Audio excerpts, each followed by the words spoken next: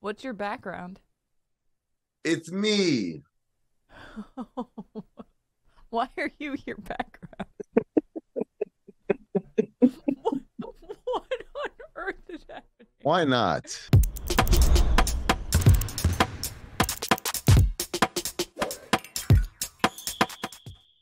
Viva Las Vegas, as proven by my background.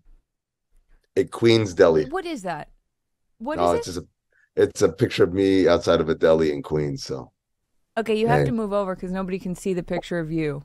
there I Yeah, am. what are we Look doing? I how mean, why is happy your I background? am. Why? Okay, all right. I'm happy. You That's why. are, despite what it looks like in Las Vegas. I am obviously in New York because we have the hoop behind me. How are you? I can't believe you were at that game. I was losing my mind. I can only imagine what it was like in the stands. Tell me what it felt like to be there. So Pacers beat the Bucks last night, 128, 119, and it was everything that I said about Tyrese Haliburton, about single elimination tournaments, about guard play, about 3-point shooting. Like the Indiana Pacers exemplified all that. And the greatest thing was, as the game, it was nip and tuck, nip and tuck. Pacers had a big lead. Bucks came back, and Damian Lillard hit a bunch of big shots, and now we're going back and forth.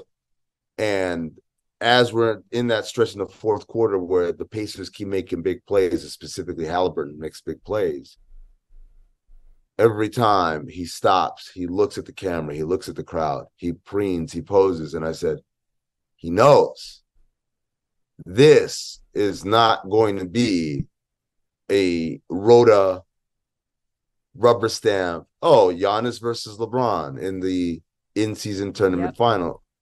This is a coronation. This is a coming out party. Charlotte, we talked about it the other day, only his second time on national TV on Monday. Well, today or yesterday, excuse me, was his third time on national TV. And if the nation didn't get the first two times, they got it with number three. He has announced himself as firmly a superstar in this league. And I think one of the things that we're walking away from this is this is the best possible scenario for the league. Now, a lot of people wanted Giannis versus LeBron. I said, no, you wanted this because you want the draw of the Lakers, the establishment of LeBron. Everyone knows LeBron and the Lakers brand and all that stuff versus the introduction of a new star in Tyrese Haliburton. And most importantly, familiarizing the nation and the world with him because in 2 months we'll be seeing him again in his hometown for the All-Star weekend. I mean, it's drawn up so beautifully. And to your point, I also think it's important that there are a few different Goliaths that you could have on the other side of the Pacers. Like it could be the Nuggets, but it's not. It's LeBron and the Lakers, and it's so important. I mean, the narrative of like the up and coming superstar who's making his debut against a 39-year-old player, arguably greatest to ever do it, one of whatever you want to say, it playing like he is still Tyrese Haliburton's age. I mean, his performance in the game after was incredible, Yep. but also he's somebody who wants it so badly. He might Yep. be older, he's seen everything, he's done everything he could possibly do, and yet he wants to win this so badly, and Tyrese Haliburton wants to win this so badly that it's just going to be, no matter what happens in the game, the energy of it is going to be exactly what the league could only have dreamt of for this final. Yeah. I think it would have been nice to get a competitive game for game two. But again, getting the matchup, the desired matchup, Pacers, I don't think there's any other matchup other than Pacers Lakers that could have worked the way it should have worked. And specifically, if the Pacers go on to win on Saturday, you have to consider this. This is a hovering around 500 team. They're okay. They're not necessarily good. They're definitely not great, but they're an outfit that's trying to get somewhere.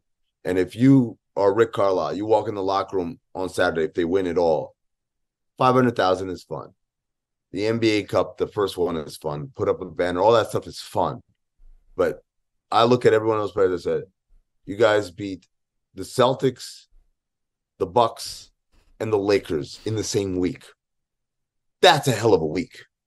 And so when we get to whether it's the play-in or the playoffs all the way in April, we should not have a trepidation of, I don't know. It's like, no. We're tested.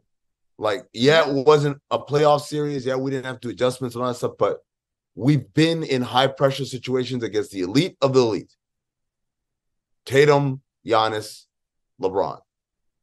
And It's we held our own. when you say it out. Dude, it's crazy. But like that's why I say this is the best outcome for the league, because you want the NBA Cup to be something where it's like aspirational. It's within reach, within grasp for the good, not great teams. Playoffs is about, hey, you got to be a great team to win in this thing. This thing, you got to be good. You don't have to be great, but you could be good, and that's like a huge stepping stone. I look at like a team like Orlando. I look at a team like Houston, right? Mm-hmm. Provided they don't make even bigger leaps in the next couple of years than they've already have. But like, that's something next year Houston should be like, okay, like this is our way, our path to legitimacy goes through Las Vegas and goes through this cup. I have a few questions about what it was like to be there. First, one thing I want to say is watching the game on television, it looked, Pacers Bucks, it looked like the Bucks were feeling their age. The Pacers, obviously, they play so fast. But there was a hunger, but there was also like they had the energy to keep going. Like Dame looked like a 33-year-old who's like, oh man, this is a little bit like I'm a little tired. And I wonder how far do you think that youth can take the Pacers, maybe make up for some of the deficiencies on defense that we've seen? Oh, for sure. I mean, like, again, that's the beauty of single elimination, right? NBA playoffs are designed to weed out the lesser teams. It's designed for the better team to come out on top, or the better executing team. If you don't have a talent advantage, you better execute the hell out of it. Miami last year was not the most talented team in the East. I would argue it wasn't the top 4 talented teams in the East, but they were an incredible execution team. So they're able, over the span of a best of 7, to play the chess match and win it again and again and again. This ain't that. This is like, can I punch you really hard once and then win the fight off of one punch? There's still execution going on in that game. Don't get me wrong, but there aren't adjustments. Yeah. There's not, we're going back and watch the film and we're going to learn and do better next time. It's like, we're pretty much doing our thing. And you have a lot of energy, can erase and overcome a lot of mistakes and a lot of, as you said, deficiencies. And for an older team, holding stuff in the tank, which is pretty much your whole mentality in December. You're not showing all your cards. You're like, all right, let's do this, and hopefully this will work because we're good enough for it to work. But if you don't execute, and then you got this ball of energy, it's hard. And they didn't execute. And we got the news report from Chris Haynes of Turner and Bleacher Report that after the game, Adrian Griffin walked in the locker room, started talking about rebound battle, and Bobby Portis basically, hold on, brother. Like, before we start talking about rebound battle, let's talk about our late game execution where there wasn't enough play calling. And that's the part where it's like Rick Carlisle, head coach for 20 plus years, won a championship. Adrian Griffin, tenured assistant coach, but first time at the rodeo in the main seat. And that's a learning process for him as well. Hell, that's why I thought the Knicks would win, because I thought Tom Thibodeau's experience would be a boon for him over Adrian Griffin. But it came out last night, and you see the frustration from his own team. It's like, all right, brother, like, before you start coming in here being critical, let's start with, what did you do tactically? Tactically. I like that. That's a good. Yeah. Put that on an Oddball shirt. Oddball, tactically. Why not? Okay, yeah. I mean, something that I was thinking about as I watched this, the crowd was all dark, so I couldn't really see what was going on in the stands. One thing, I realized I sort of missed the home team atmosphere. Part of me was sort of wishing that this had been in Indiana for the Pacers home crowd, because I think it would have been absolutely out of control. Obviously, the scene of Vegas is perfect. I get it, but I wondered what the crowd felt like, and did it have that like electricity that you get from, because we don't have playoffs or finals in neutral sites. So what was this like to be there? So first of all, as an event, 10 out of 10. I walked up, I crossed the street from Park MGM into Toshiba Plaza, which is right in front of T-Mobile. They had the huge stage where Nelly and TLC were going to perform in between the games. They had a DJ up there, and then over here they had the TNT stage where Chuck and Ernie and Kenny and Shaq were all there, and then just a sea of humanity. They had like the usual carnival vibe with like baskets, come shoot baskets over here and all that stuff. I went inside, and again, it's a 2:00 tip local for Pacers Bucks, like not exactly teams that have a huge following that travel, right? Charlotte, when I tell you I was staggered by how many people were in there, it was about 80% full. The lower bowl was pretty full. The upper bowl was a horseshoe full. Maybe there's a couple of sections where media was, where it was kind of sparse. But by and large, I would say 75% to 80% full, which for a 2 p.m. game in a neutral site for two teams that don't travel well with their fans, I'm like, this is incredible. And then obviously the late game, forget about it. Late game felt like a Lakers home game on TV. It is. So all of these things conspire to give you kind of, for the late game, built-in audience, built-in vibe. For the early game, not quite as much, but still like a very animated crowd. Now, here's the problem. And I was explaining this to people. I said, you know why it doesn't feel quite like a playoff atmosphere? It's because PA announcer is doing the All-Star game / Vegas Summer League thing, which is no matter what happens, it's always positive. Tyrese Haliburton, Giannis Antetokounmpo, and like it does not feel serious when everything sounds positive, right? If you watch March Madness, the PA announcer is not animated. It's just a straight announcement of Tyrese Haliburton for 3. Giannis Antetokounmpo goes to the free throw line, shooting 1, right? Like it's that. And so that I think took away from it. I would have liked for them to just, hey, go ambient, maybe a little music here and there. Yeah. And announcer just call it straight. I think that would have been better than trying to be the alls. But thank God, on the other hand, thank God the Lakers didn't wear black jerseys. How would we have been able to process that with that blue and red court? I don't understand. I thought the court was going to be black and gold or something if they didn't let them wear the black jerseys. I liked that they were sort of back to classic jerseys, though, for everybody, I have to tell you. No? Then don't force everyone to wear silly jerseys for the thing. Yeah. If by the time you get to Vegas, you just wear regular jerseys, then well, then we should have done this all along. Like, I don't know. That's a good point. Do we have to talk about Zion? Oh, we can talk about Zion. We don't have to. He looked sort of sad and slow. I mean, he looked like he had a good time in Vegas.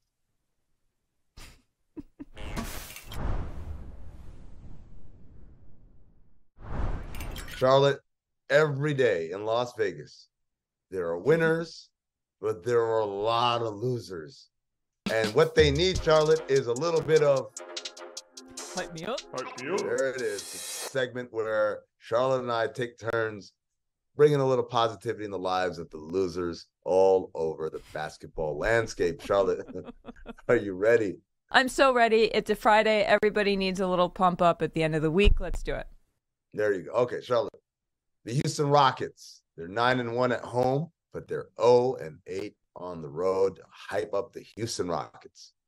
Okay, Rockets. You guys, my dudes.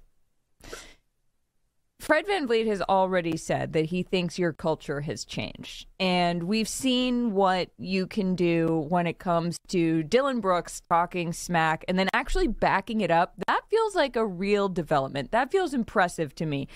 You're doing that at home.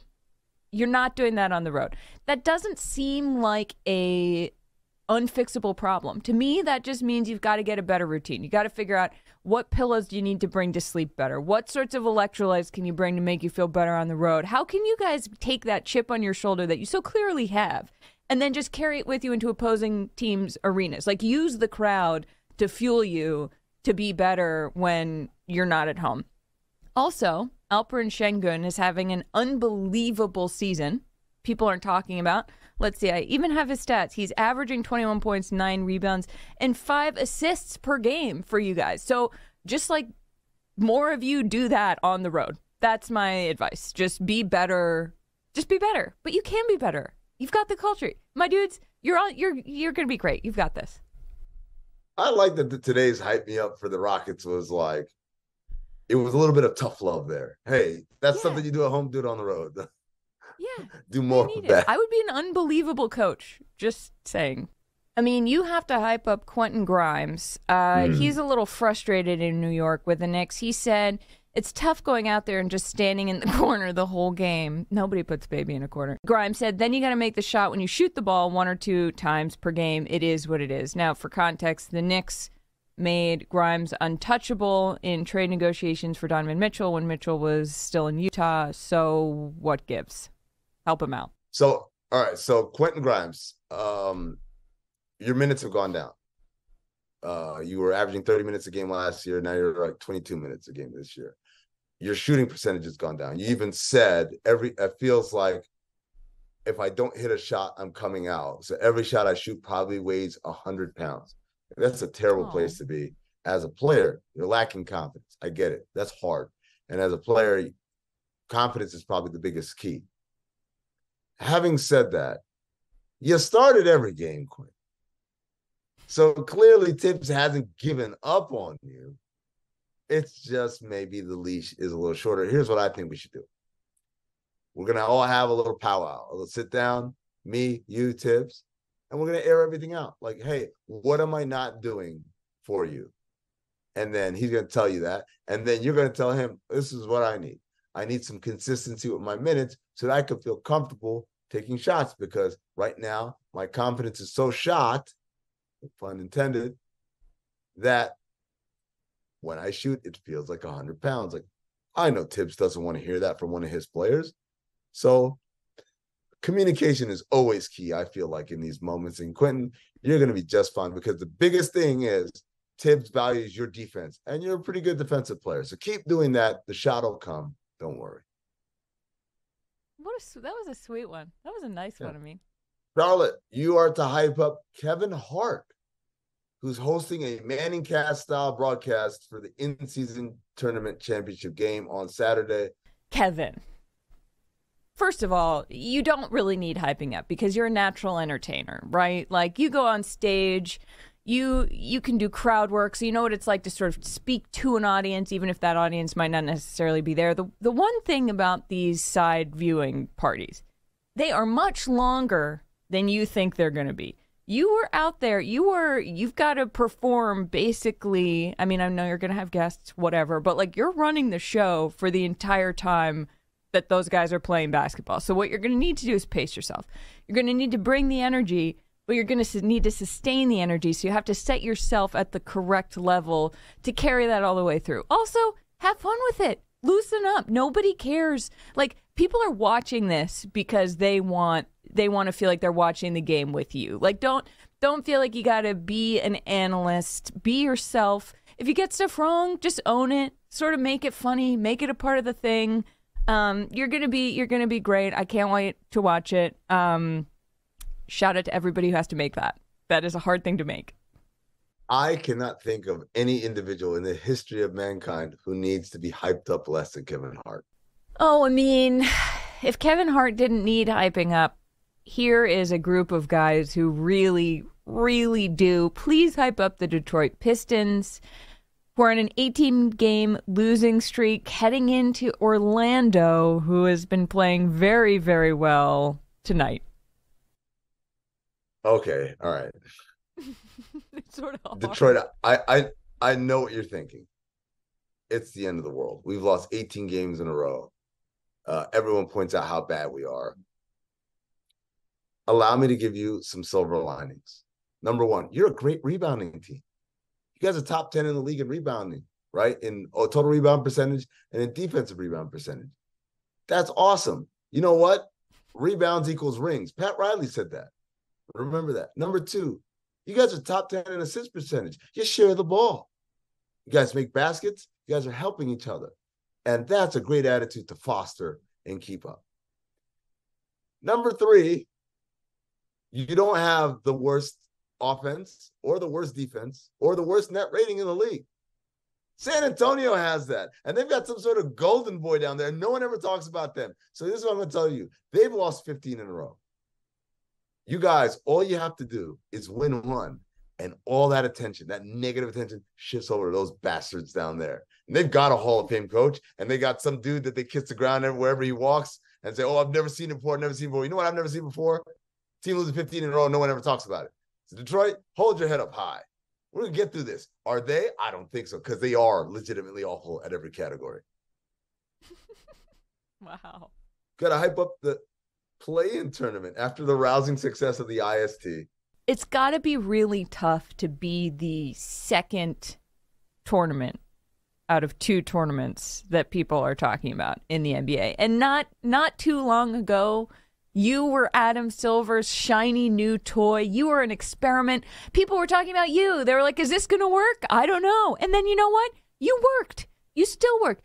You work so well that you have simply become a part of the fabric of the NBA. You are part of the playoffs. When we say maybe they'll be in the playoffs, we say maybe they'll be in the play-in or the playoffs. You don't need hyping up because you have reached a level of, you've made it. You're there, my dude, play-in tournament. In-season tournament, sure, it's shiny now. What's going to happen in 5 years when it's like, okay, another in-season tournament, and it's something that people have to still wrap their heads around a little bit. Play-in tournament, on the other hand, you have proved yourself, and you give fan bases a little bit of hope.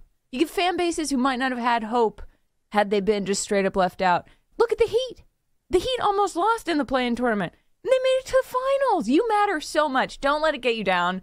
In a few months, we're all going to be talking about you, and maybe they'll make a trophy for you someday.